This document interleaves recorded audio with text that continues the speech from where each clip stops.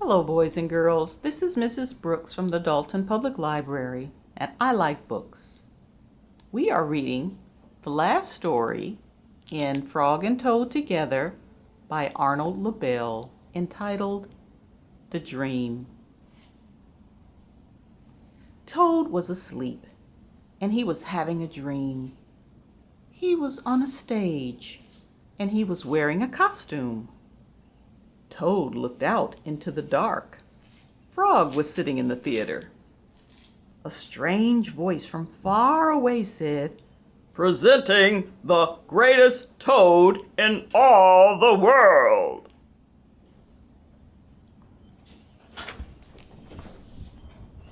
Toad took a deep bow.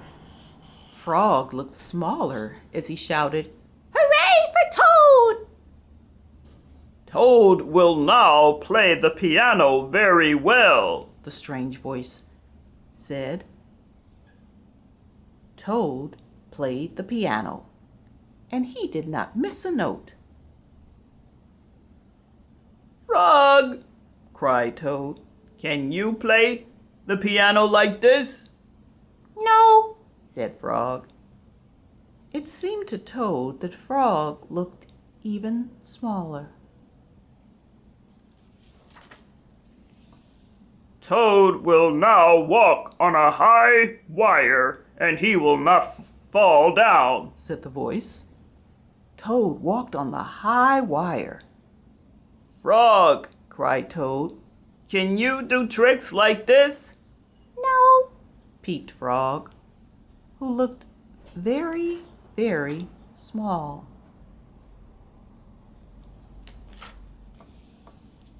"Toad will now dance, and he will be wonderful," said the voice.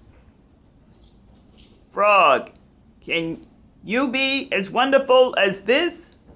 said Toad as he danced all over the stage. There was no answer. Toad looked out into the theater. Frog was so small that he could not be seen or heard. "Frog," said Toad, "where are you?" There was still no answer. "Frog, what have I done?"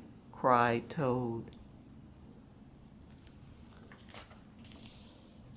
Then the voice said, "The greatest toad will now—" "Shut up!"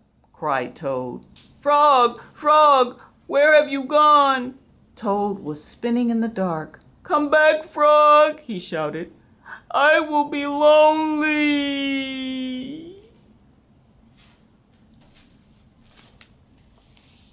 "I am right here," said Frog. Frog was standing near Toad's bed. "Wake up, Toad," he said. "Frog, is that really you?" said Toad. "Of course it is me," said Frog. "And are you your own right size?" asked Toad. "Yes, I think so," said Frog. Toad looked at the sunshine coming through the window. "Frog," he said, "I am so glad that you came over." "I always do," said Frog. Then Frog and Toad ate a big breakfast, and after that, they spent a fine, long day together. Friend, a person one likes to spend time with. That's what Frog and Toad are, friends. I hope during this time you find a friend to spend time with. And a friend is someone that you don't want to make feel small or unimportant or little or less than you. The end.